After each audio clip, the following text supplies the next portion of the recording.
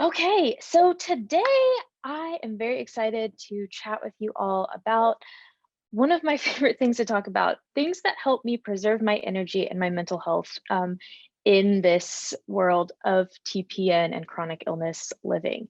Um, these are things that have definitely worked for me. Like Joy said, these types of perspectives and trying to adjust how you can live your best life are different for everyone. So some of these may spark something in your brain or your soul that are like, oh my goodness, I've never seen it that way. That will help me so much. And some of them may totally not apply to you, and that is absolutely okay. Um, First, a little bit about me. As Joan said, I have been on TPN for the past 15 years, and that is Elway. So you get a photo of him. And he is my best friend, and we love living here in Northwest Arkansas. It's a lovely place, and we're really big fans of color, which you're about to see through this whole presentation. Um, a little bit about my health journey. So, some childhood photos, always fun time. I was born and everything appeared to be fine with my body. There was no big signs of any illness or anything like that. But about the time that I turned 4, I started developing some pretty mild, but getting a little worse over time, belly troubles. And it took a long while for us to figure out what was going on. And as some of you might have experienced as well, there was a lot of it's all in her head, or she eats a lot of cheese. Um, Both definitely can cause stomach issues, but after about 9 years of searching for a diagnosis, we did debunk that it wasn't either of those, and it was in fact chronic intestinal pseudo-obstruction. So that's just bringing you along my journey to get to where I am now. Then I started TPN at age 13. You can see like I was thriving, I was doing things, I was living my life, and I was so grateful for the therapy that was giving me that life. Um, and then about the time that I went to college for about a year and I was unable to stay there. My body wasn't doing so well at that time, and I had decreased my TPN usage down to 3 days a week. And it was so exciting whenever my doctor said, "Hey, want to see how you do without TPN?" And I said, "Absolutely yes." And this was me. And I said, "We are never getting back together, just like Taylor Swift." And that didn't go so well. And we definitely had to get back together. So at that point, that was when a lot of these perspectives got shifted in my personal experience. I kind of went along life somehow thinking that once I became an adult, this was all just going to go away. It didn't. And so that was whenever this work kind of had to begin. And so, um, once I had to get back on therapy, these are some funny photos through that time. Um, I started shifting my perspective. And one of the first things that I realized was that nutrition support is not an all or nothing therapy. I think a lot of times people approach the topic of nutrition support as you cannot eat at all and you depend on either IV nutrition or enteral nutrition or whatever type of nutrition support is a broad spectrum. And I somehow it is very common to think that it is all or nothing. And at that time, I realized, hey, when I was down to 3 days a week, my goal didn't have to be to stop TPN, um, because that really ended up stopping my life, if we're being honest. So, shifting that perspective, being able to see it as sometimes I may need this and sometimes I may need this, and that is okay. It's it's not all or nothing. And I hope that somewhere in your soul you can find that, because it is a hard thing to accept that it isn't. Um, but anyway, that's one of my favorite things to share, and remind people of. And that to say, a shift in those needs is not a character flaw. And that is something that I really struggle with still to this day. And I'll be honest, right now I'm in a spot where I was improving and I was decreasing days, and then right now I'm having to go up. And I loved this photo because the top of the stairs, I picture the top of the stairs being going up higher on days of TPN, and I'm not really jazzed about that, but that really lovely neon sign makes it a little bit better. So I'm going to keep that image in my mind as I have to adjust my needs, and I'm going to remember it's not something that I'm doing wrong as a person. It's not a flaw in me. It's just what my body needs. And our bodies need different things at different times. And that is okay. And that goes on into this that my current goal isn't to get off TPN. And that's okay. And that may not be where you're at. But if that is where you're at, it's a really hard thing to accept. As I say here, it's really hard for me to accept. And that's also okay. It's okay to not be jazzed about this part of your life and the way that you thought things were going to go and them not going in that direction. I think all of our ultimate goals would be to get off of TPN, but I think the biggest part of setting a goal for anyone is to make it an attainable goal. And having an unattainable goal, which I had for many years, just really drains you mentally and physically, and it's just not good for mental health. And it sucks all the energy that you have out of you to just keep trying to climb this mountain and just being pushed back and pushed back. So I didn't come to this understanding until probably, oh goodness, probably like 5 years ago was when I was like, oh, if I shift this perspective and I say, hey, I'd really love to not be dependent on this therapy, but maybe that's not attainable and maybe that's actually hurting me rather than helping me. That was really life changing for me. Um, And I want to add, if you are on your journey to off of TPN, that is amazing, and I'm so excited, and I want to cheer for you so hard. Um, and if you're not, if that's not your goal, I also want to cheer for you so hard as you progress or you change or you need your needs change. I'm sorry. Um, and both of those are totally valid experiences, and we will cheer you on through all of that. So, next up is one that I really didn't think that I needed to share here, but I understand that there is still a very big stigma around IV nutrition, specifically being being an end of life therapy. And one of the biggest things that I like scream from the mountaintops is that TPN is not it's not an end of life therapy. It is life-giving therapy. And I think that's very important to remember in this group of people as we share our experiences and just as we learn together and grow. So, if this isn't something that your providers or people around you haven't accepted and you have accepted it, that makes things really difficult.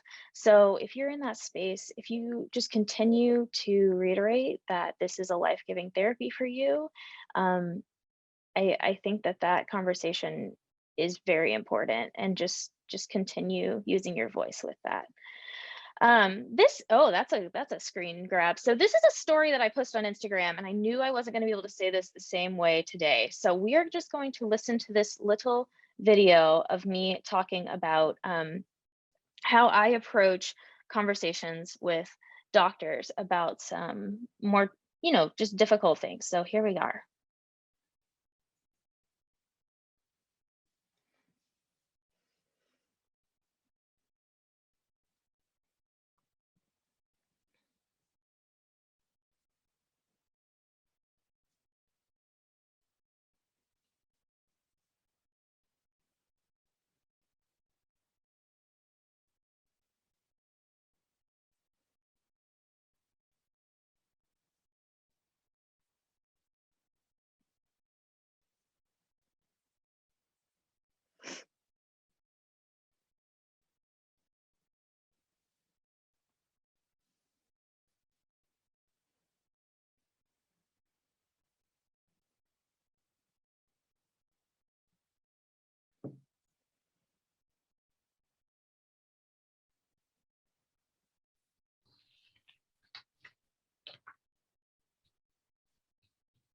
I'm sorry, but bear with us. We seem to have a technical issue with the Oh sound. no, oh no, oh no. Is it not playing? It's playing, but without the sound. So, Oh no. Okay, well, we will skip on through. I'm so sorry that I let it play that long. oh, that's Okay. okay, Laura. It's not your fault. I was trying to fumble. Okay, well, I did make some let's go ahead and go ahead. Okay, so basically in that I talk about um remembering that doctors are humans. This is a perspective that I think the general population struggles with. We come in and we think that doctors can fix us. We think that there's so many underlying connotations to what a doctor is for people, and it's different for everyone. So remembering that they're humans, and this quote that I said in my that's a couple slides away. Sorry, I'm so sorry, guys. Um, so remembering that they're humans and approaching, and this is what I was talking about that you guys didn't hear, and I'm so sorry. So establishing plans for chaotic parts of your life. And in that video, I'm talking about how someone came to me really frustrated that their J tube balloon had popped on a weekend, and I said, "Hey, have you asked about routine tube changes?" And they said, "Yes, but my doctor said no." And I said, "Hey, well," because sometimes I think that that conversation probably ends right there, and there's no further conversation. And what I was talking about was going to your doctor and presenting it as a problem that is chaotic in your life and saying, "Hey, I think I have a solution to make this less chaotic and more scheduled and less emergency room time." And usually when you present something in that way, there's there's more room for conversation and understanding from both sides of like why it's a no or how we can figure it out together. So this is not possible for everything. There's going to be chaos in chronic illness life forever. But there are things that you can kind of dwindle down and say, "Hey, how can I get to the core of this and figure out how to make it more streamlined and less emergency room?" Because I think having a date on a calendar with a time attached to it is much easier than, "Oh, it's Saturday night. I have to go to the ER now." So I think we can all agree on that. So that's a perspective that I shifted, and I kind of understood like, "Hey, I have this power. Like I can figure these things out. I can piece a puzzle together, and when I have the energy to do that, it saves me a lot of energy in the long run." And then this was my favorite part of that video. I was talking about going into this is for anything, but especially going into a new doctor or any doctor to have a hard conversation. Going in, I remember I take a deep breath and I say, "Hey, this is another human. This human has experience that I don't have and knows things that I don't know." But also remembering that I have experiences they don't have and know things that they don't know. And going in on those terms helps you both come in on an even playing field, and you're both remembering the humanness here, and there's conversation, and it's less like a power struggle and more just, "Hey, let's figure this out together as a team." And I think that that's really important when going in and trying to get really complicated things figured out for anything. I also want to say that this also comes into play whenever I travel with a lot of medical supplies. This is how I approach TSA, and it has helped with the anxiety of travel so, so, so much. So, next up, this one, advocating. We talk about advocating a lot, and sometimes I think that it gets muddled in what it really means, and it means using your voice to protect your life. So it's kind of a really cool thing. I hear from lots of people. I've had several messages of, "Oh no, I just had a nurse do this thing with my central line, and I was too afraid to say no." It's not rude. It is literally protecting your body with your voice and just saying stop before anything happens that is wrong. This comes into play a lot with central lines with me. I watch any touching of my line like a hawk, and I say, "Hold on," or I say, "Hey, I would really appreciate if you could tell me everything you're gonna do right before you do it, so that I can make sure that we're on the same page." That learning that I learned this as a child. My dad taught it to me. He said I'm my own best advocate, and I think that we're all told that because it's the truth. As long as you can use your voice to have power over your body and what needs to be done and what shouldn't be done, you've got it. Now, oh my goodness, sorry. So now I've got a couple of kind of, this one's about dating, and this is a perspective that I share all the time. When it comes to dating, nutrition support is just how I eat. And if that's an issue for somebody that I'm interested in, then that's a little bit weird on their part. So that may be kind of like a funny way to look at it, but boy, does it help. Um, I have a lot of people come to me in the nutrition support world saying that it's scary. Like, when do I share this? This is, what if they just want to go on dates that we eat and I can't eat, or I can only have clears, or whatever it is. I always go into it and I just am upfront about it. Somehow snacks come up very quickly whenever I'm talking to anyone. So I just share it as a, it's not all of me. It is just how I eat. And that I hope that encourages you. It it really isn't all of you, and it's not a character flaw of you, and you're lovable. And then my last one, I'm kind of running fast, so if there's any questions, feel free to send them my way. Um, this is kind of a funny one, but I will tell you, this is the one that I play in my brain the most often, and it is that when I feel like I'm behind in life, like I just began, I am in college algebra right now, and I'm 28 years old, and I'm feeling a little weird about it. I know that that is normal, and people go to school at different times in life, but that's just where I'm at, and that's okay. But you know what I tell myself in my brain is I remember that I was learning how to properly put sterile gloves on at the age of 13. So that's just kind of a funny one, but boy, does it help. I hope that there is something funny like that you can play whenever you're feeling like, oh no, I'm not doing this or that. But boy, did I learn this when I was this age, and it's just kind of a funny way to approach it. Um, those are the perspective shifts that I have for you today. I hope that something sparked in you. I'm really sad that that video didn't work. I like oh, anyway, it's okay.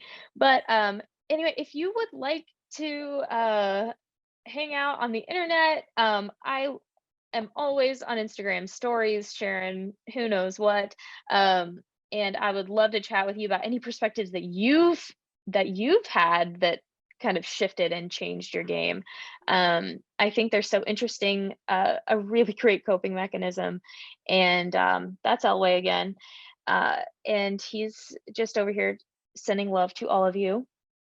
Um, I am 7 minutes early, and I am sorry. My video kind of messed me up a little bit. Um, are Lauren, there any questions? Yes, ma'am. you might be able to share your video if when you go into share under the Hmm. tab on the share window at the bottom left, it says shared sound, something like that. And that might be, you might need to click a button. Oh, pause It's share. in the Zoom tab I when you're think you might selecting have your to, video. you might have to stop your share now to do it. Like go Okay. back and share again. It might. Okay. It's okay, guys. It really is. I'm yeah,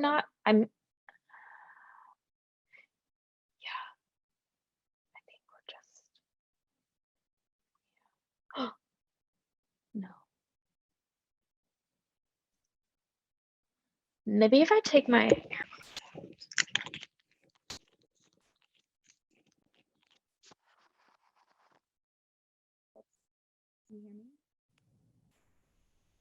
Can you hear me?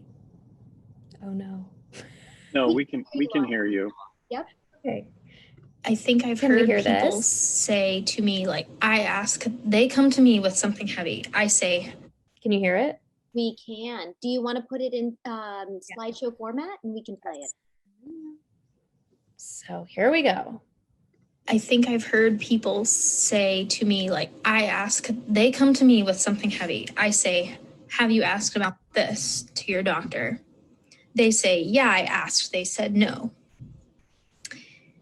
For example, my tube broke tonight. It's Saturday. This always happens on the weekend. I say, do you have scheduled tube changes? No, I asked about that, but they said no. I respond, you don't have to accept no, especially with something like that.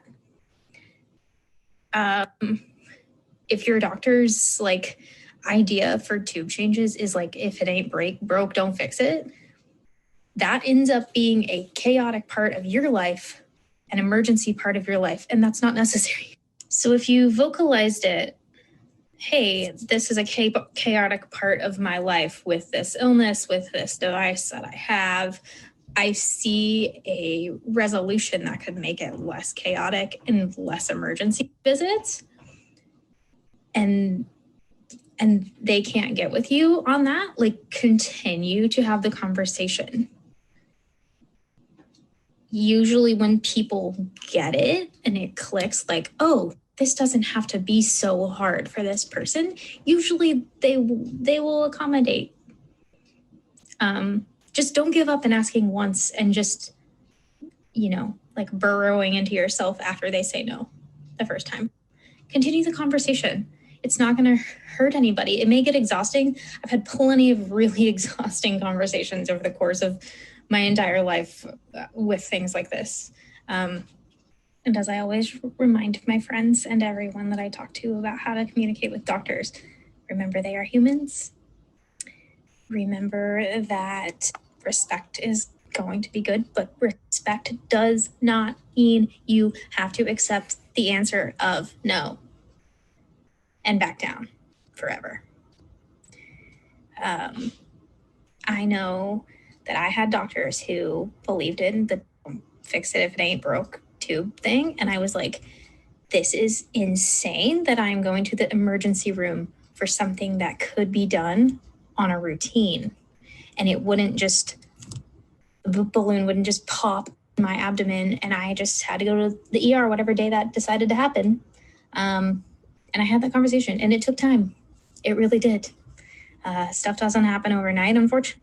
So if you see this kind of conversation as a fight or having to push or having to, any of those words that ultimately are really heavy energy words, fighting, like pushing, what else? Like, I don't know, if you try to shift perspective into we're just having a conversation rather than I'm fighting for this, it really helps it not be as daunting or exhausting.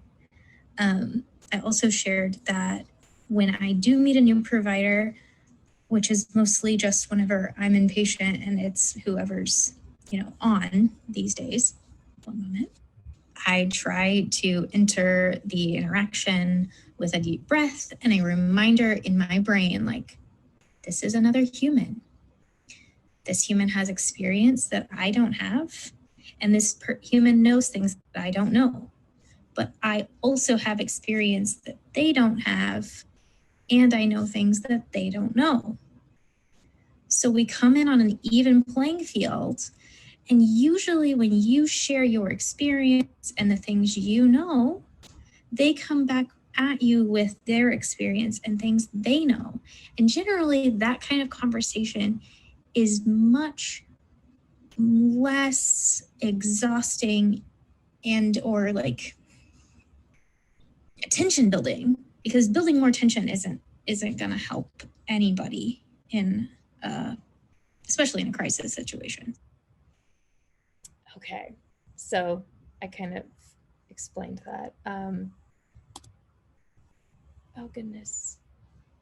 So anyway, that's the video. It's a little wonky because it's an Instagram story and they're like 15-minute segments and it's weird, but thank you for making that work. And thank you all for being here.